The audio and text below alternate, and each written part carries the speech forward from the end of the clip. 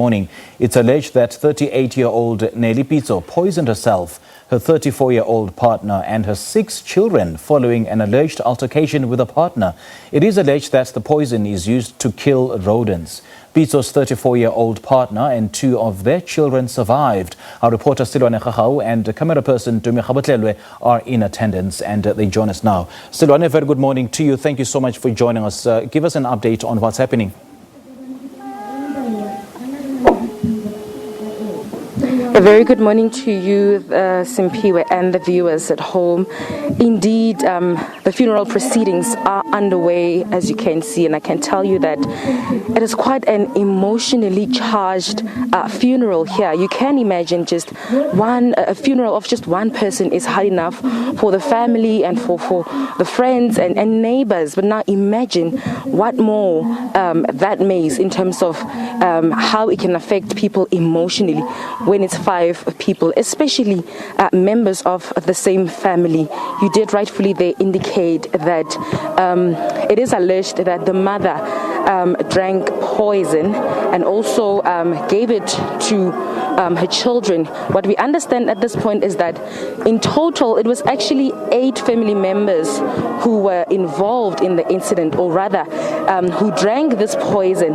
We understand that it was 6 children and also 2 parents, the mother and the father. So the mother is being laid here to rest this morning together with 4 of her children, and we understand that some of the children, 2 of them and also the father, who is her husband, survived the incident. But of course it must be difficult for the family. We want to speak to the family spokesperson, Ndade Seaketo Sekgopolo, to hear how difficult this is for the family. Ndade Sekgopolo, thank you very much for joining us this morning. It must be very difficult for the family. Just take us through this, time of difficulty. Today is a real tragedy for the family of Pitso and the family of Mere. At the present moment, each and everyone who is attending the funeral is so emotional. Everybody is emotional because this is for the first time we see such a thing happening in the family. It has never happened in our lives, but now it is a surprise for many people in this environment to see something like this to happen on a family like this, because all their parents has passed away and now the children and the mother left with such a number of children in the house. That is why at the end they have to commit something like this in their life, because the life of the environment itself, as you see it is not an environment for a person to live in. This environment, they have been left by the farmers. They are not even supported by anyone. They are just living in a house as a boyfriend and his children. They are all suffering because of something like that. And the department also, it is not interested in taking care of the families here. They are only coming here to come and say, you may just vote for us so that we may get a vote for you, and then they must be taken to a certain position.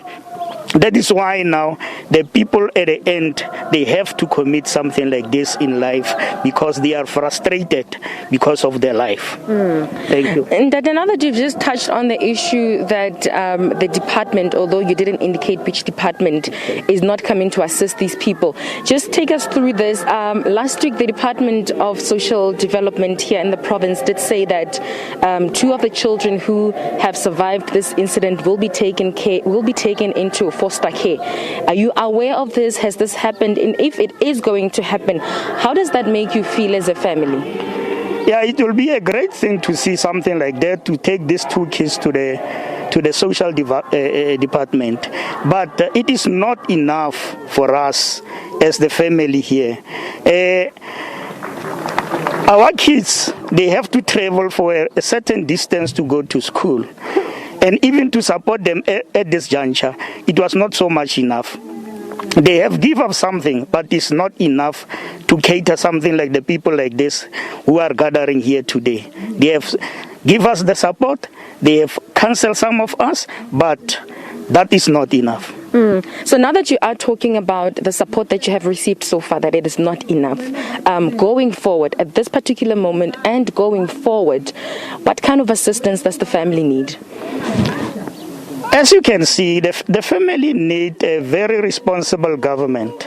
They need a very responsible social development that can come and visit them, because the social grant that the children are going to get and the support that they are going to get, it must take care of them until they reach a certain level of education. They must be taken maybe until up to the university, to where they can complete their degree and come back to the family again and take care of this family. Okay, thank you very much, Ntate, the family spokesperson, speaking to us. Studio and the viewers, I'm sure you could hear just how difficult this moment is for this Pitso family. Let's hand back to you, Studio, but we'll still be out here keeping you posted throughout the day. It's back to you for now.